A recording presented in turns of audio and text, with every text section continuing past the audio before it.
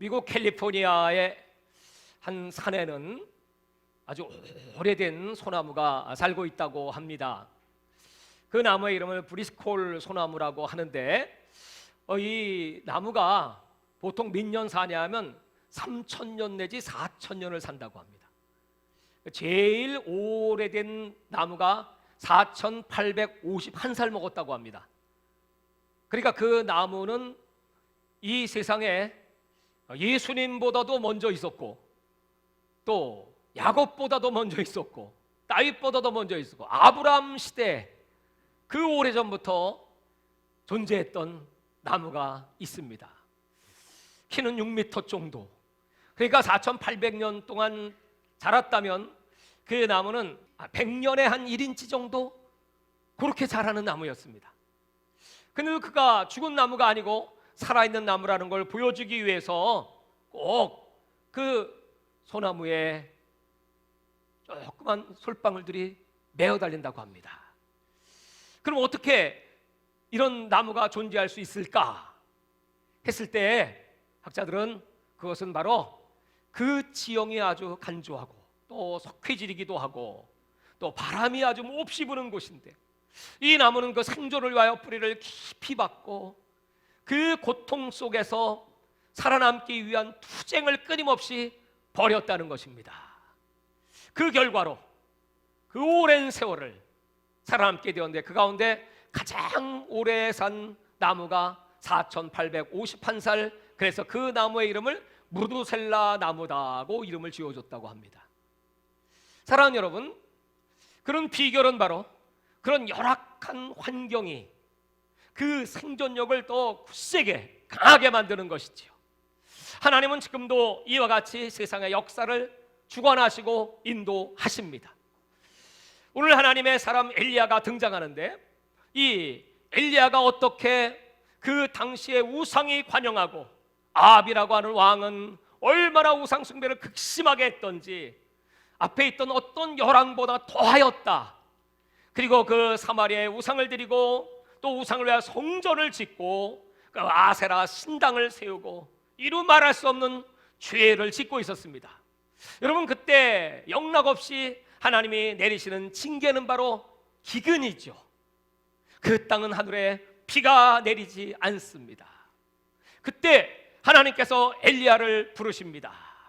너는 내 말을 선포하라. 내 말이 있기 전에 이 땅에 우로가 없으리라. 비와 이슬이 내리지 아니하리라. 이렇게 세상을 향하여 외쳤을 때 하나님이 그 엘리야를 저 그리시네가로 도망가라고 명령하십니다.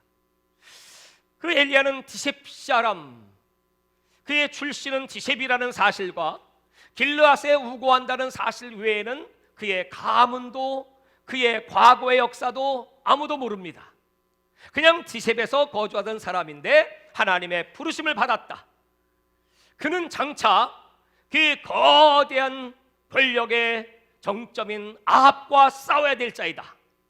우상이 온 땅을 뒤덮고 있는 이 세상 속에서 하나님 말씀을 담대하게 외쳐야 될 하나님의 종이다.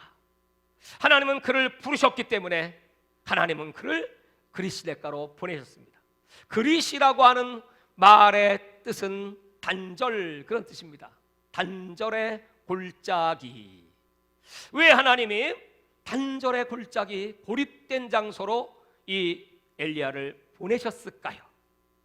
하나님은 사람을 택하십니다. 명문 가문의 사람도 택하실 수 있고, 오늘 엘리야처럼 무명의 가문의 사람도 택하실 수 있습니다. 공부 많이 한 사람도 택하시기도 하고, 무식하지만 그래도 하나님이 쓸 때가 있다면 그를 택하실 수도 있습니다. 베드로를 택하시기도 했고, 바울도 하나님이 선택하셨습니다. 오늘 저와 여러분도 하나님이 선택하셔서 하나님 앞에 나오신 줄 믿으십니까? 그렇다면 하나님이 선택하신 사람들은 반드시 하나님이 훈련을 시키십니다. 왜냐하면 쓰시기 위해서. 절대로 그냥은 쓰시는 법이 없죠. 왜 하나님이 그리시네가 단절의 골짜기로 이 엘리야를 집어넣으셨을까요? 그 골짜기는 사람들이 오가는 곳이 아닙니다. 지금도 그것은 저 요단 동편에 있는 아주 깊은 계곡인데, 거기에는 사람들이 잘 가지 않는다고 합니다. 너무 험해서 탐험가들이나 갈 정도이고, 그리고 수도사들이나 들어갈 정도라고 합니다. 왜 그곳에 집어넣으셨을까요? 바로 거기서 하나님은 사람을 만나지 않고 세상과 짝하지 않고 오직 하나님만을 바라보게 하는 훈련을 시키시기 위해서, 지금 여러분 우리는 고립의 시대 속에 들어와 있습니다. 바로 코로나 바이러스죠. 저는 이 설교를 준비하는데 하나님께서 이렇게 말씀하십니다. 지금은 고립의 시대이다. 단절의 시대. 지금 우리는 언컨택트 사회라고 합니다. 대면할 수 없는 비대면 사회. 그래서 인터넷이나 유튜브나 전화나 이런 것으로나 서로 통할 수 있지, 사람들이 많이 모일 수 없고 또 큰 집회도 할 수 없고 마음대로 여행을 다닐 수도 없고 하는 이제 그런 시대입니다. 왜 하나님이 이렇게 우리를 이 단절의 골짜기 속으로 인도하셨을까요? 그 이유가 무엇이겠습니까? 두 가지. 첫 번째, 그 이유는 바로 우리 인간이 누구인가를 바로 알게 하시기 위하여. 우리 인간은 모든 것이 형통하고 평안하고 번성한다면 얼마나 교만해질 수 있는 존재인가, 얼마나 죄를 물처럼 먹고 사는 그런 악한 존재인가를 알게 하시기 위해서, 다시 말해서 교만을 꺾어버리기 위하여, 혹여라도 일이 잘 되고 형통하고 오늘 이 엘리야는 장차 저 아합을 만날 것이고 장차 저 아세라 바알 850대 1의 갈멜산의 전투를 벌여야 될 것이고, 그 전투의 승리는 하나님께 있으니 그는 그 어마어마한 대적들을 다 깨뜨려 버리고 이스라엘 최고의 선지자로 그는 유명한 사람, 스타의 자리에 오를 사람이기에, 혹여라도 그것이 엘리야 어떤 개인의 영성이나 개인의 경건이나 개인의 능력으로 말미암음이 아니요, 엘리야가 잘나서가 아니고 그가 기도 많이 해서가 아니고 성경을 많이 읽어서가 아니고 능력이 있어서가 아니고, 이 모든 것이 하나님의 은혜임을 알게 하려 하심이라. 하나님은 그래서 하나님의 사람들을 쓰실 때 꼭 훈련의 골짜기, 단절의 골짜기로 집어넣으시죠. 사도 바울을 부르셨을 때 그렇게 아라비아 사막에 그를 집어넣으셨습니다. 모세를 부르셨을 때 그 모세를 저 광야에 40년 동안의 훈련을 시키셨습니다. 요셉을 쓰시기 위해서 하나님은 그 요셉을 저 애굽으로 보내서 노예가 되게 하셨고 감옥에도 들어가게 하셨고 그 험난한 골짜기 속으로 집어넣습니다. 하나님이 다윗을 쓰시기 위하여 그를 저 사울의 칼날을 피하여 광야로 보내셨고, 그는 그 광야에서 지형지세를 다 익히고 후일날 그가 왕이 되어 전쟁을 할 때 그는 백전백승의 역사를 이루게 되었습니다. 사랑하는 여러분, 하나님은 우리 대한민국을 쓰시기 위하여 지금 이렇게 코로나 바이러스 단절에 골짜기에 집어넣으셨고, 교회들이 깨어나기를 원하시고 사명 찾기를 원하시고, 바로 오늘 이 자리에 저와 여러분들이 다시 하나님이 왜 나를 이 땅에 보내셨습니까? 또 나를 구원하셨고 여기까지 어렵고 힘든 인생의 여정 속에 나를 인도하셨고 이 자리까지 세우신 이유가 무엇입니까? 그것은 바로 오늘 이 엘리야와 같이 온전히 하나님을 의지하고 그 힘의 능력으로 살리라. 그리고 두 번째로, 하나님은 엘리야에게 하나님의 음성을 들려주기를 원하십니다. 여러분, 이 바쁜 세상 속에 여러 소리가 끊임없이 우리가에 들려오는 이 시대 속에 여러분, 하나님의 음성을 들으실 수 있을까요? 제가 3월부터 외국에 나가지 못해서 집회가 취소된 나라 수가 한 7개 나라가 됩니다. 아무 일 없었다면 저는 아마 남미까지 갈 계획을 세웠었으니까 나라 수로 치면 아마 10개 나라 정도 될 것 같습니다. 그동안의 짧은 시간이지만. 그래서 모든 것을 스톱하고 하나님께 기도하고 또 교회 집, 새벽에 교회 갔다가 또 저녁에 교회, 이렇게 왕복을 하면서 늘 하나님의 의도가 무엇일까, 우리를 향하신 하나님의 뜻, 특별히 우리 대한민국을 향하신 하나님의 계획은 무엇일까 늘 하나님께 여쭙고 기도하지요. 분명히 주님이 오실 날은 가깝고 이 천국 복음은 땅까지 전파돼야 끝이 올 텐데 아직도 복음을 듣지 못한 미전도 종족들이 전 세계에는 아주 무수히 많습니다. 세계 많은 나라를 다녀보면 예수님을 알지 못하는 이방 종교에 빠져있는, 또 헛된 세상 신을 믿고 살아가는 얼마나 많은 사람들이 있는데, 지금도 저 중국에는 14억의 영혼 가운데 아직도 복음을 듣지 못한 사람들이 있을 것이고, 무엇보다 북녘 땅에는 우리 동포들이 70년 세월 단절의 시간 속에 오직 김일성 주체 사상에 매여서 우상을 숭배하고 있는 그들이 언제까지 자유를 찾지 못하고 복음을 듣지 못하고 죽음의 길로 갈 것입니까? 그럼에도 빨리 하나님이 열어주시지 않고 또 이렇게 코로나 바이러스로 말미암아 단절의 시간을 우리가 통과해야 되는 이유는 무엇입니까? 아마 하나님은 다시 우리 한국교회를 새롭게 하시고, 또 저와 여러분 우리 한 사람 한 사람을 새로운 영성의 사람, 믿음의 사람, 하늘의 능력의 사람, 기도의 사람, 순종의 사람, 아멘의 사람으로 만들고 싶다. 아멘. 그것이 하나님의 의도이겠죠. 오늘 이 엘리야는 이 광야에서 어떻게 살 수 있습니까, 여러분? 살 수 있는 방법이 무엇입니까? 농사를 짓는 것도 아닙니다. 거기 양식이 있는 것도 아닙니다. 누가 양식을 갖다 주지도 않습니다. 방법은 딱 하나, 하나님이 공급하셔야 합니다. 하나님의 공급은 어떤 방법이었습니까? 사람을 통하였을까요? 아니었죠. 오늘 성경에 등장하는 엘리야를 도운 하나님의 방법은 바로 까마귀시더라. 까마귀를 통해서 하나님은 공급을 하세요. 저는 생각을 해봤어요. 벌써 이제 하늘의 우로가 닫히고 그리고 이 땅에 기근이 시작되었는데 뭐 까마귀라고 무슨 먹을 게 많이 있었겠습니까? 까마귀도 배가 고프겠죠. 근데 그 까마귀가 정확하게 아침 저녁으로 떡과 고기, 아니 지금 우리도 이렇게 아침 저녁으로 고기 먹기 힘든데 이 광야에서 고기로 배를 불리게 하시더라는 거야. 그러면 이 까마귀도 얼마나 배가 고플 텐데 입에 들어온 고기를 뱉어놔야 돼요? 지가 먹어야 돼요? 지가 먹어야 마땅하지 않겠습니까? 근데 그것을 정확하게 엘리야 선지자에게 갖다 배달을 해주더라는 얘기예요. 아주 정확하게. 하나님의 역사는 참으로 놀랍지요.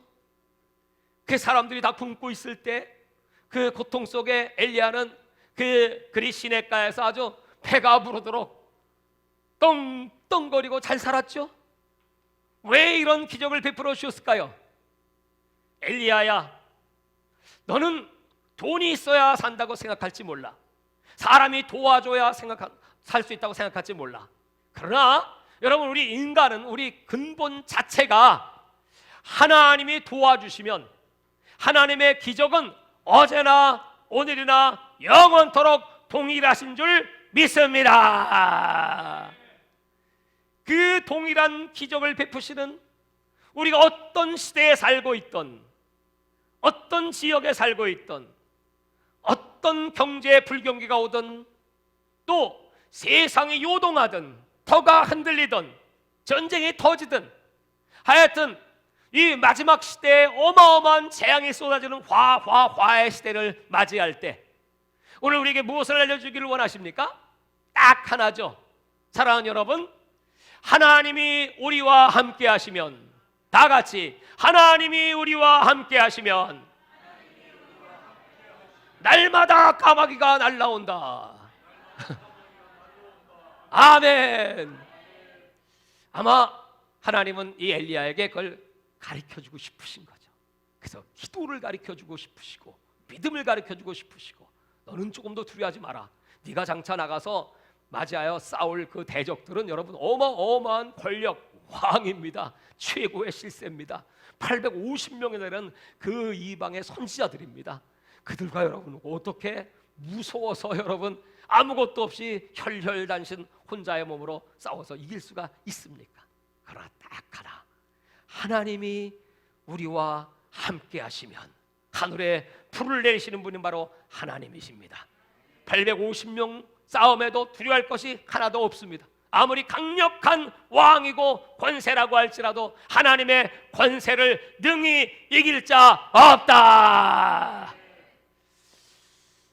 어떤 시어머니가 며느리를 보았는데 이 며느리가 아기가 없어요. 그래서 시어머니가 걱정이 많습니다. 그 국리 끝에 방법이 뭐가 있을까? 내가 옳거니 목사님한테 가서 안수기도를 좀 받으면 태문이 열리고 자녀가 잉태되지 않을까? 그랬고 며느리에게 야 교회 가자, 목사님께 기도받자. 그랬더니 며느리가 그런 믿음이 없어요. 안수 받는다고 잉태되나? 그런 믿음이 없어요. 근데 할 수 없이 어머니 손에 이끌려서 목사님 앞에 갔습니다. 목사님께서 손을 얹고 아주 간절하게 축복 기도를 하십니다. 그럼 여러분 아멘을 해야 되잖아요. 근데 이 아멘 소리가 시원찮어. 그래가지고 어머니가 너무 답답해서 얘야 아멘 그렇게 하니까 아멘이 뭐 개미 소리 같아요. 목사님은 아주 열심히 기도해 주신다. 어머니는 답답해서 큰 소리로 아멘 아멘, 잉태의 축복이 있을지어다 아멘, 해산의 축복이 있을지어다 아멘 아멘. 그러고 이제 기도를 딱 받고 났는데 드디어 1년 후에 아기가 탄생했습니다. 근데 그 아기가 어디서 탄생했냐 했더니 시어머니 뱃속에서 나왔습니다. 시어머니가 잉태를 했어. 시어머니가 아기를 낳았어. 여러분 믿음이라고 하는 세계를 이렇게 비유로 말하는 것입니다. 오늘 여러분 아무리 어려운 시대라도 우리가 엘리야처럼 하나님을 의지하면 하나님이 공급하시는 기적의 주인공이 될 줄 믿습니다. 그래서 우리는 이 고통 속에 늘 하나님 앞에 겸손함을 배우고 늘 기도를 하는 것을 배우고 하나님의 은혜가 없이는 우리는 살 수가 없습니다. 하나님이 보시는 기준이 있어요. 하나님은 당신의 수준이 있어요. 그 수준까지 하나님은 우리들을 낮추십니다. 근데 어떤 사람은 이 기간이 길기도 합니다. 왜요? 아직 그 수준에 이르지 못하면 하나님은 쓰시고 싶지만 쓸 수가 없기 때문에 도기장인은 그 그릇을 만들 때 자기가 원하는 모델로 만들어서 그걸 5천도 6천도 풀 속에 집어넣습니다. 근데 딱 꺼내보니까 이게 마음에 안 들어. 내가 원래 구상했던 작품이 아니야. 그럼 여지없이 깨트려 버립니다. 그리고 다시 빚어서 또 불 속에 집어넣고 자신이 원하는 수준에 이를 때까지. 하나님은 토기쟁이라. 하나님은 저와 여러분을 이 땅에 부르실 때 계획을 갖고 부르셨어요. 그냥 우연히 그냥 어떻게 하다가 저와 여러분 탄생한 사람이 아니고 하나님이 특별하게 나와 같은 사람은 나 하나밖에 없습니다. 나는 아주 특별한 하나님의 창조물이고 하나님의 최고의 걸작품이 바로 저와 여러분입니다. 하나님은 그렇게 우리들을 만들어서 이 세상에 내어보내시고 바로 오늘 이 엘리야 같은 이 한 사람 되기를 원하시는 겁니다. 그러려면 여러분 그리스도가에 들어가셔야 되겠죠. 거기서 훈련을 받아야 되겠죠. 그리고 빨리 순종을 배워야 합니다. 기도를 배워야 합니다. 그리고 이 말씀대로 사는 법을 배워야 됩니다. 하나님은 이스라엘 백성들을 40년 광야에서 그렇게 훈련을 시키셨지만 고린도전서 10장에 보면 바울이 그 광야의 모습을 그렇게 그대로 묘사하고 있습니다. 그들은 하나님의 살아계심을 보았음에도 불구하고 원망이 끝이 없었습니다. 불평이 많았습니다. 하나님이 가장 싫어하는 그 모압 여인들과 간음을 행하기도 했습니다. 그래서 하나님은 결국 24,000명이 뱀에 물려 죽는 사건도 허락하셨습니다. 그들은 10하루면 들어갈 수 있는 가나안 길을 2년 동안 훈련받고 율법 받고 가나안 정탐 끝나고 그리고 나서 그 잘못된 부정적인 보고에 의해 많은 사람들이 요동하는 것을 보시고 정탐한 날수를 하루를 1년으로 계산해서 40년 그 이후로 38년 동안 이스라엘 백성들은 광야를 전전긍긍하며 헤맸습니다. 사랑하는 여러분, 바울은 말하기를 이것은 오늘날 우리 마지막 때 성도의 거울이다. 광야에 그렇게 60만 3,550명이 스타트에서 들어갔던 광야, 나중에 가나안에 들어갈 때 보니까 60만 1,700명 정도, 그게 2,000명이 줄었어요. 아니 그렇게 애기 잘 낳고 번성하던 이스라엘이 나중에 보니까 숫자가 줄었어요. 불순종하는 사람들은 다 광야에서 죽었습니다. 이걸 보면서 하나님 우리에게 거울을 보면 깨달아야지. 이것이 역사일진데, 노아의 시대에 그렇게 많은 사람이 살았지만 그들이 다 물에 빠져 죽은 걸 보면 깨달아야지. 이것이 역사일진데, 마지막 때가 되면 이와 같은 그리스도의 하나님이 보내시는 때가 또 온다고 합니다. 저는 요한계시록을 요새 묵상하고 또 간간히 수요예배나 금요예배 때 말씀을 전하면서 이번 금요일 날 주제는 새 화가 도래하는 시대가 온다 하는 주제로 말씀을 전했어요. 7 나팔 가운데 4번째 나팔까지는 화라는 말이 없고 5, 6, 7째 새 나팔엔 꼭 화가 붙습니다.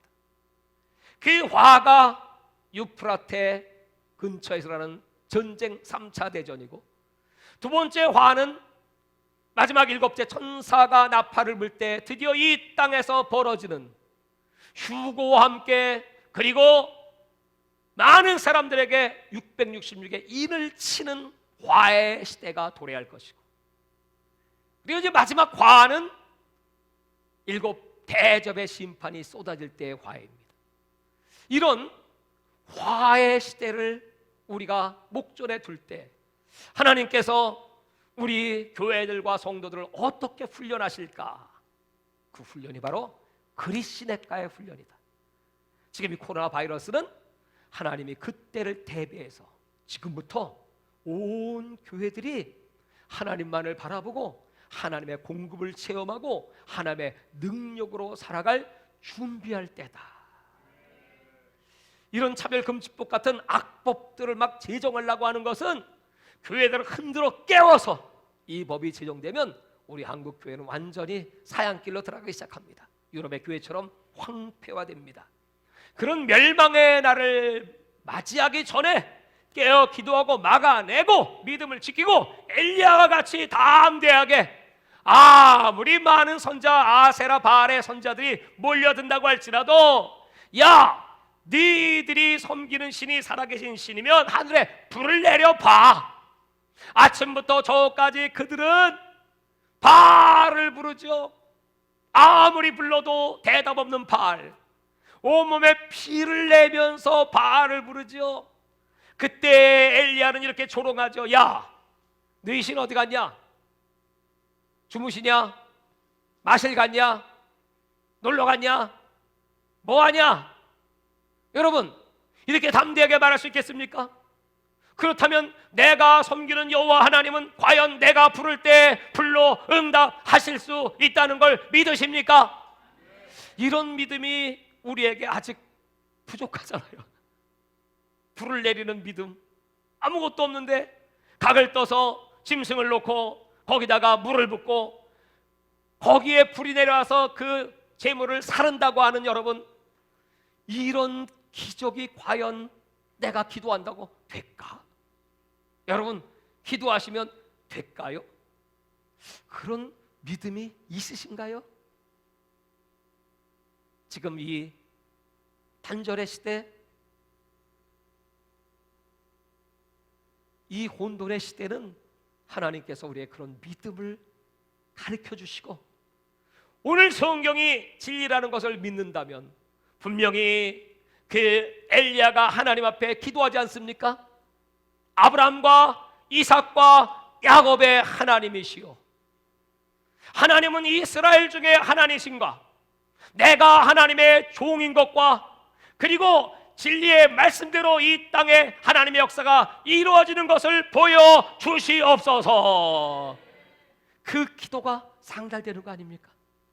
분명히 이스라엘 하나님, 저와 여러분은 하나님의 자녀, 하나님의 종들, 그리고 그 하나님은 약속대로 응답하시는 하나님이신 걸 믿습니다.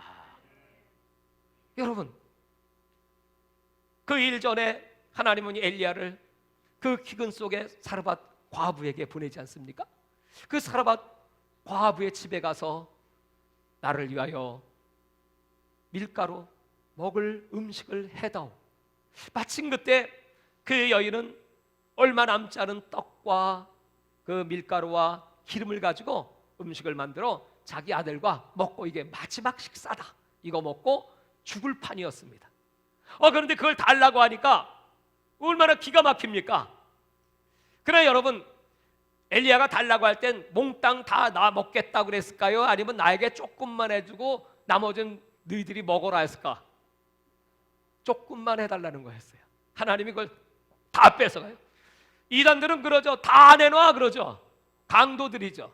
하나님은 그렇지 않아요. 믿음만을 보시는 거야. 너가 나를 위하여 그 아까운 거 너 조금 배고프더라도 줄 수 있냐? 그랬더니 이 사르밧 과부가 예! 하고 떡과 그 밀가루와 기름으로 엘리야에게 대접을 하잖아요. 그거를 먹었더니 그 사르밧 과부의 집에 3년 6개월 동안 떡과 기름이 떨어지지 아니하였더라. 여러분, 이 사실을 믿으십니까? 그 아들이 죽었을 때 그 아들을 다락으로 불려올려 3번 같이 그 앞에 엎드려 기도하니 그 아들이 벌떡 일어나 살아나는 기적을 맛보고 나니 이 사르밧 과부는 과연 당신은 하나님의 종이신 것을 내가 믿나이다. 사랑하는 여러분, 하나님 우리에게 이런 믿음을 훈련시키시는 거예요. 수년 전에 부천에 목사님들이 제가 사역하고 있는 몽골 선교지를 가보고 싶다고 부탁을 했습니다. 우리 한번 거기 가보게 해주세요. 조건은 뭐냐 하면 우리가 비행기표는 끊어올 테니까 목사님께서 우리 가면 호텔도 준비해 주시고 또 우리 모든 투어 일정도 다 잡아주시고 그렇게 대접을 해주실 수가 있습니까? 그랬어요. 그게 내가 그 얘기를 듣고 기가 막혀갖고 이 세상에 우리 개척교회인데 아니 우리 성도들 또 모은 헌금 가지고 선교하기도 바쁜데 몽골교회 세우기도 바쁜데 아니 비둘기 간을 내 먹어라? 네, 그랬어요. 그래서 하나님 앞에 기도했죠. 하나님 아버지, 아니 무슨 목사님들이 공짜를 좋아해? 선교지에 오면 돈을 왕창 갖고 와서 심고 가야지. 그렇게 얘기를 하고 기도를 하는데 하나님의 음성이 들렸죠. 그 음성이 뭐냐면 나는 비둘기 간 요리를 참 좋아한다. 그랬어요. 그러십니까? 사르밧 과부가 그렇게 엘리야를 대접하고 났더니 3년 6개월 동안 양식이 떨어지지 아니하는 걸 보지 않았느냐. 그래서 내가 아멘. 그리고 이제 그분들을 섬기기 위해서 그때부터 막 준비를 했죠. 북풍에 나가서 사례를 받으면 그걸 모아두고 내가 쓰고 싶은 거 안 쓰고 그냥 모으고 교회 헌금을 보태가지고 그분들을 잘 섬겼잖아요.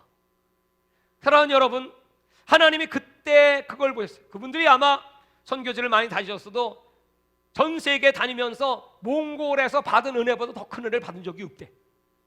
거기서 광야에서 4시간 동안 차가 멈춰가지고 거긴 고치러 오는 사람도 없습니다. 거기서 안 고쳐지면 밤을 새야 합니다. 재수 없으면 거기 죽을 수도 있습니다. 그런데 그 4시간 동안에 하나님께 부르짖고 기도하고 광야의 백성들을 생각하다가 회개하고 그 은혜를 구하였더니 4시간 만에 차가 고쳐져 가지고 무사히 목적지에 도착할 수가 있었어요. 그랬더니 그 목사님들이 우와, 역시 하나님은 살아계시다. 40년 광야의 훈련을 4시간에 끝나게 해주신 걸 감사합니다. 그들이 시금도 만나면 언제 또 몽골 안 가? 그러더라고요. 여러분, 그런데 하나님이 그 이후로 우리 교회에 내려주신 축복, 무엇보다 여러분 세계 선교를 하기 위해서 이제까지 달려올 때 하나님께서 끊임없이 까마귀를 보내셔서 오늘 여기까지 인도해 주신 하나님을 찬양합니다. 할렐루야! 아마 이런 훈련들은 장차 있을 마지막 그리시네가, 난 이렇게 표현하고 싶어요. 마태복음 24장을 보시면 우리 한번 찾아보겠습니다. 24장.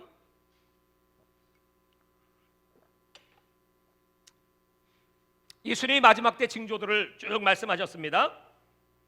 사람의 미혹을 받지 말라. 난리와 난리, 소문에 소문이 있고, 민족이 민족, 나라가 나라를 대적하고, 기근, 지진, 전염병, 이게 다 재난의 시작이다 말씀하셨고, 그리고 11절에 거짓 선자가 많이 일어나고 사람을 미혹하게 될 것이고, 12절 불법이 성함으로, 그래서 지금 이제 불법들이 막 이 나라에도 막 세워지기 시작하는 것이 아니겠습니까? 이게 마지막 때이기 때문에 그렇습니다.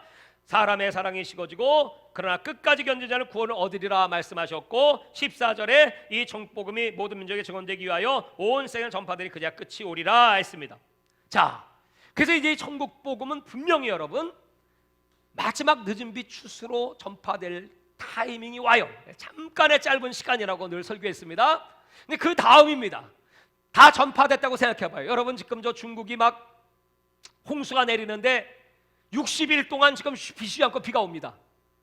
우리나라는 지금 어제 비가 와가지고 충주에 250mm가 와가지고 소방관 한 분이 지금 실종이 됐다고 하고 막 마비가 오고 막 이러는데 60일을 쉬지 않고 쏟아부으면 어떻게 되겠습니까? 중국의 3분의 2의 국토가 물에 잠기고 또 5,500만 명의 이재민이 생기고, 그러니까 중국에서 발표하는 건 항상 동그라미 하나 더 치면 됩니다. 그러면 5억 5천 3분의 2가 뭐 보통 2층까지 막 찼다고 하니까 거기다 이제 샨샤댐까지 붕괴됐다 하면 이건 완전히 물바다로 완전히 망하는 겁니다. 근데 북쪽은 또 기근입니다. 그러니까 뭐 농사가 막 되지 않습니다. 근데 길림이라고 하는 곳은 조금 비가 왔는지 거기 심핑이 가가지고 옥수수 잘 됐다고 피하라는 장면만 나왔지 한 번도 그 수해 현장에 가본 적도 없다고 합니다. 여러분 왜 중국이 이렇게 됐겠어요? 간단하죠. 성경은 말합니다. 신명기 28장에 하나님 외에 다른 신을 섬기고 하나님 말씀을 순종치 아니하면 받을 저주가 이와 같으니 들어와도 저주 나가도 저주 떡방주 우양이 저주, 그리고 농사가 저주를 받고 하늘이 저주를 내리고 저주가 이 땅에 임하리라. 그것은 바로 하나님의 약속이고 중국은 지금 더 이상 견딜 수 없는, 그게 언제부터 시작됐냐 했더니 바로 요 근래입니다. 요 근래 무슨 일이 있었어요? 교회를 파괴하고 선교사들을 추방하고 주의 종들 옥에 가두고 성경을 다 불질러버리고 십자가를 떼고, 그리고 공산 정권 시진핑이가 우상화가 되기 시작합니다.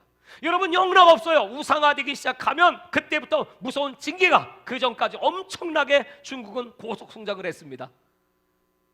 그때부터 내리막으로 이제 마지막 심판으로, 오늘 엘리야 시대 이 아합에 의한 이 우상이 극심해질 때 드디어 이 기근의 심판으로, 또 북한이 저 김일성이가 김정일이 세우고 80년대 점점 농업 생산량이 줄어들기 시작했다고 합니다.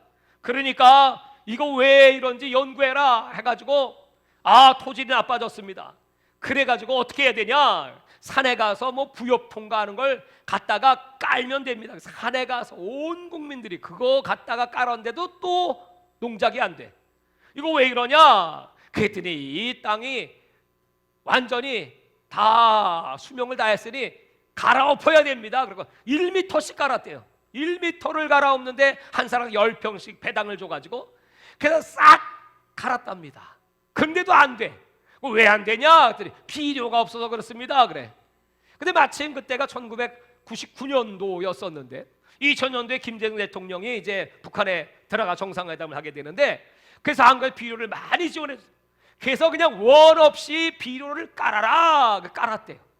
그래서 그 북한의 국민들은 이제서야 우리가 배불리 쌀밥을 먹어보겠다 했는데, 그때까지 한 번도 여러분 비가 오지 않는 거예요. 태풍이 한국까지는 왔다가 약 20년 사이 동안 한국까지 왔다가 이게 꼭 일본으로 가, 북한으로 안 가고. 여러분 그때 나 그 생각나요. 그때 여러분 태풍 많이 왔어요. 그럼 우리 맨날 기도하죠. 나사렛 예수 이름을 명하노니 이 태풍이 일본으로 빠져나갈지어다. 그러면 100% 빠져나가. 그게 북한으로 안 가니까 아예 북한에서는 아유 우린 태풍은 끝났다. 그래가지고 자신들이 어떻게 해볼 방법을 찾지 못해서 있는 그때였습니다. 근데 그 외에 1999년도에 딱 한 번 태풍이 북쪽으로 올라간 적이 있어. 이거 뭔가 했더니 바로 그때 이미 태풍은 안 오니까 금년도 안 올 거야.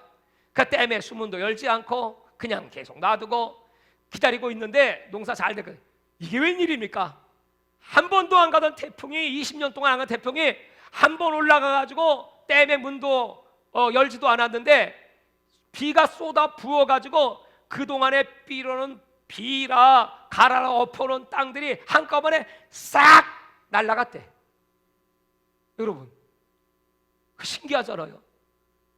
그래서 김정일이와 그 국민들이 땅을 치며 통곡을 했다는 거예요.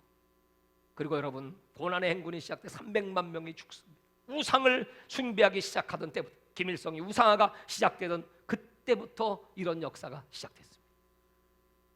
그러고 났는데 그 다음에는 야 이게 태풍 오네. 우리 그 다음에는 이제 태풍 오기 전에 또 문을 다 열자. 그래서 수문 다 열고 기다리니까 그 다음부터 또 안 가. 그러다가 2019년에 갔습니다. 그래서 이때는 또 왜 갔나 했더니 가긴 갔는데 이 태풍이 비는 안 가고 바람만 갔어. 그래가지고 농사 거나마도 싹 쓸어버렸어. 근데 그 얘기를 들으면서 그 도표를 보여주더라고요. 태풍의 진로. 이야 정말 하나님을 버리고 우상을 숭배하면 얼마나 어마어마한 재앙이 쏟아진다고 하는 사실. 그래서 여러분 북한은 회개할 수밖에 없습니다.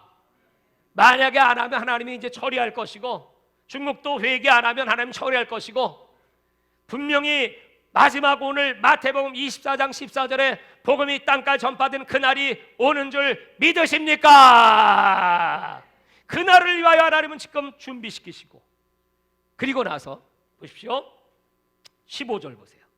그러므로 너희가 선자 다니엘이 말한 바 멸망에 가증한 것이 거룩한 것은 보거든 읽는 자는 깨달을진저. 이제 드디어 제3성전이 건립되고 평화협정이 맺어지고 그리고 적그리스도가 등장해서 제3성전에 적그리스도는 둘이라고 했죠. 하나는 땅에 나온 적그리스도, 또 하나는 짐승, 또 바다에 나온 짐승. 정치적인 적그리스도와 종교적인 적그리스도. 여기에 이제 이 적그리스도가 들어가 자기를 하나님이라고 하는 그때가 올 것이고 그리고 나서 후 3년 반이 시작입니다. 이것이 후 3년 반이 딱 시작하면 바로 짐승의 표를 치는 시대가 도래하게 될 것입니다. 666의 시대. 이미 여러분 이 짐승의 표가 다 준비됐다는 사실을 아시죠? 전에는 베리칩이라고 말했습니다. 베리칩 아닙니다. 새로운 변형된 에어졸이라고 하는 것이 나왔는데 그것은 민들레 홀씨 위에 올려놔도 앉을 수 있는 그렇게 가벼운 물질이 미국 다카라고 하는 미국 연구기관에서 개발을 했습니다. 그것이 사람 몸속으로 들어올까 했더니 그것도 아니고 또 새로운 물질이 개발되었는데 하이드로젤이라고 하는 물질인데 이것은 공기 밀도의 10분의 1, 공기보다 10분의 1이 가벼워. 보이지도 않을 정도. 그런 물질 속에 칩이 내장되고 그것을 나노 입자로 만들어서 여러분 무슨 칩을 우리 속에다 이렇게 집어넣고 이러는 것이 아니고 나노 보이지도 않는 그 입자가 우리 몸속에 이마에 쓱 들어간다는 거예요. 그러면 자동적으로 우리 몸과 인체와 결합을 하게 되고 그것은 곧 저 하늘에 전 세계에 떠 있는 인공위성과 바로 연결이 된다는 사실이에요. 그 연구가 지금 끝났습니다. 저 테슬라의 일론 머스크는 금년도에 1600개 위성을 지금 쏘아 올릴 준비라고 올라가고 있습니다. 지금도 이제 앞으로 수년 내에 42,000개의 위성이 지구를 덮습니다. 전 세계는 인터넷으로 하나가 됩니다. 그래가지고 산속에 있던 히말라야에 있던 바다, 섬 어디든지 다 연결이 되고 그 인터넷의 지배를 받게 되는 그런 GPS 시대가 옵니다. 이제 그걸 받으면 어떻게 될까요? 그걸 받게 되면 자동으로 중앙 서버로 내 정보가 다 들어갑니다. 고혈압 환자입니다. 나는 심장병 환자입니다. 그런 사람들은 내가 병세를 알기도 전에 벌써 측정을 해가지고 서버에 들어가면 의사가 바로 그 정보를 빼내서 연락합니다. 자, 치료받아요. 원격 치료를 시작합니다. 그러니까 여러분 얼마나 좋습니까? 얼마나 편리합니까? 그것은 매매도 할 수 있습니다. 자동차 타는데, 비행기 타는데 그것만 있으면 됩니다. 잃어버릴 염려도 없습니다. 그러니까 사람들은 막 열광을 할 겁니다. 그러나 그것은 전 세계 사람을 통제하게 될 것입니다. 모든 정보를 다 알고 있고 그리고 조종하기 시작할 것입니다. 사탄은 마지막 적그리스도를 통하여 그렇게 온 세계 인류를 자기 수중에 집어넣고 통제하고 자기의 종으로 만들 것입니다. 그 준비는 끝났어요. 3차 세계대전이 터지면 바로 새로운 세대, 새로운 세계, 신세계 정부가 등장할 것이고 바로 적그리스도가 등장할 것이고 종교통합회의가 지금 연기됐어요.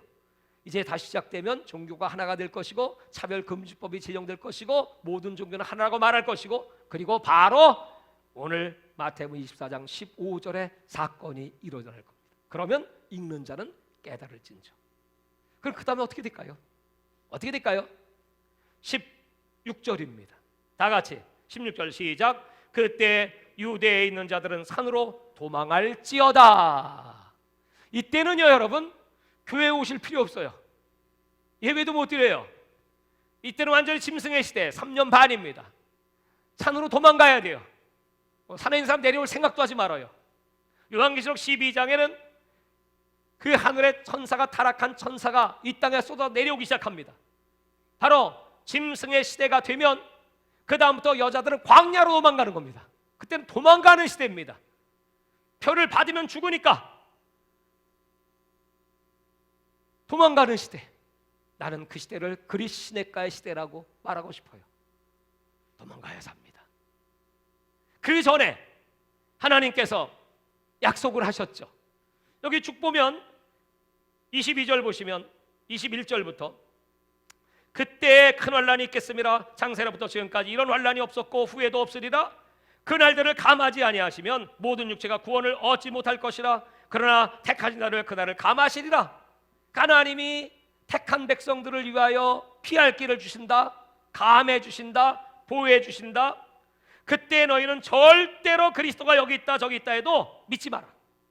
거짓 그리스도들과 거짓 선지자들이라 큰 표적과 기사를 보여 할 수 없는 대로 택한 자도 미혹하리라. 절대로 여러분 이때는 사람이 미혹받으면 큰일 나요. 이때는 오직 예수만 바라보셔야 합니다. 믿음을 지키셔야 합니다. 그러다가 여러분 광야에 있다 해도 나가지 말고 골방에 들어가지 말고 27절입니다. 시작. 번개가 동편에서 나서 서편까지 번쩍인같이 인자의 맘도 그러하리라. 죽어 믿는 곳에는 독수리 모일 것이라. 29절. 그날 환란 후에 즉시 회가 얻으리. 이 환란 후는 후 3년 반이 들어가는 666의 환란이 시작되는 바로 그 타이밍입니다. 그때 해가 어두워지고 달이 빛을 내지 아니하고 별들이 하늘에 떨어지며 하늘의 권능들이 흔들리라. 그때 인자의 징조가 하늘에 보이겠고 요한계시록 14장에 예수님이 낫을 들고 이 땅에 강림하시는 역사입니다. 그때 땅의 모든 족속이 통곡하며 그들의 인자가 구름을 타고 능력과 영광으로 오는 것을 보리라. 그가 큰 나팔 소리와 함께 천사들을 보내리니 그들이 그의 택하신 자들을 하늘 이 끝에서 저까지 사방에서 모으리라. 이때 여러분 우리 한 사람 빠짐없이 다 휴고되시기를 주의 이름으로 축원합니다. 그러면 이 휴고에 들어가기 위해서는 여러분 어떻게 됩니까? 깨어서 오늘 엘리야처럼 기도 훈련 받고 정신 차리고 그리 시냇가에 있다고 할지라도 어떤 어려운 환경이라고 할지라도 세상과 타협하지 말고 사람 의지하지 말고 또 돈 사랑하지 말고 오직 예수 사랑하고 믿음을 지키는 훈련을, 그래서 하나님이 이 코로나 바이러스를 통하여 지금부터 훈련을 시키시는 겁니다. 마지막 때는 극과 극입니다. 하고자 하는 자는 도하시고 하기 싫은 자는 다 떨어뜨려 버리시는, 나누어지는 알곡과 쭉정이가 나누어지는, 참과 거짓이, 양과 염소가 오른편과 왼편이 갈라지는 시대입니다. 사랑하는 여러분, 우리 주 예수님 교회는 양의 자리에 서 있는 걸 믿으십니까? 우리 교회는 오른편 주님 편에 함께함을 믿으십니까? 그리고 우리는 철저하게 훈련받고 준비하는. 그래서 여러분, 마지막 때는 두 종류의 사람이 있어요. 첫 번째 사람은 까마귀의 도움을 받는 엘리야 같은 사람이 있어요. 두 번째 사람은 까마귀가 돼서 도와주는 사람이 있어. 여러분, 어떤 사람이 되고 싶어요? 둘 다죠. 어떤 때는 하나님의 도움을 받기도 하지만 어떤 때는 내가 또 까마귀가 돼서 이웃을 도와줘야 돼요. 주는 자는 복이 있다. 우리 피차 한번 인사해 볼까요? 우리 피차 까마귀가 되어 봅시다. 그래서 하나님이 살게 하시는 거예요. 어떤 사모님의 간증을 들었어요. 이분이 말이에요, 그 목회하는 사모님들이 참 어렵잖아요, 개척교회. 그래가지고 이 사모님은 그래도 조금 여유가 있어서 정장을 해서 이렇게 사주고 또 어려운 분들 선물도 해주고 이렇게 선한 행동을 많이 했어요. 근데 어느 날 이분이 천국을 갔어요. 천국을 딱 가보니까 자기 집을 보여주시는데 그 자기 방도 있고 딱 들어가 보니까 내가 이거 어떤 사모님한테 해준 그 정장인데 그 옷이 자기 옷장에 딱 걸려 있더라는 거야. 그래서 천사에게 아니 이거 내가 누구 해드렸는데 왜 내 옷장에 걸려 있어요? 그랬더니 이거 네 거다. 그 보니까 내가 해줬는데 그게 그 사람 게 아니고 하늘나라 가보니까 내 거야. 내가 선물했는데 가보니까 그 선물이 내 집에 다 있어. 여러분, 이 땅에서 까마귀가 돼서 공급하는 모든 것이요 하늘에 가면 다 여러분 거예요. 이거 아멘 이렇게 죽어. 다 여러분 거예요. 여러분 헌금하는 거요 여러분 거예요. 다 한번 해볼까요? 우리는 하나님께 드린다고 하지만 하나님은 그거 안 가지셔. 그건 네 거야. 네가 수고한 거 네 거야. 네 상급 다 네 거야. 내가 받는 겁니다. 내가. 그러니까 여러분, 정말 우리가 이 세상에 이렇게 힘들고 어려울 때 서로 돕고, 볼리비아 선교사님이 지금 한국으로 들어오고 있는데 지금 뭐 피해가지고 좀 들어오고, 지금 우리가 거기 보내드린 거는 거기서 지금 그 아요레족이라는 족속들을 선정해가지고 거기다가 지금 담요 사주고 또 양식 주고 또 약을 사주고 지금 그걸 지금 펼치고 있어요. 우리가 이제 이렇게 하는 것, 또 여러 나라에 도움을 주고 그들을 위해 기도하는 것, 그 다 우리가 그들의 까마귀 노릇을 하는 거죠. 또 우리는 또 하나님께 때마다 부르죠. 하늘에 까마귀들이 우리에게 날라오고 있어요. 그래가지고 이렇게 마지막 때를 준비하고 주님이 언제 오시든 빨리 오시든 더디 오시든 또 이런 시대를 맞이한다면 휴고의 때가 올 때까지 성도의 인내와 믿음이 여기 있다. 끝까지 믿음을 지키고 여러분, 그리시네가에 이렇게 우리는 단절의 시대 속에 오늘 고립 속에 살고 있지만 이 고립의 은혜는 우리에게 더 큰 능력과 힘이 될 것이고, 그때 마지막 나팔소리와 함께 하늘에 올라갔을 때 이 고난 뒤에 주시는 하나님의 축복, 천년 왕국 메시아 나라에서 우리가 주님과 함께 왕 노릇하고 이 땅에서 하나님의 그 사랑받는 최고의 축복 오늘 다 누리시기를 주의 이름으로 축원합니다.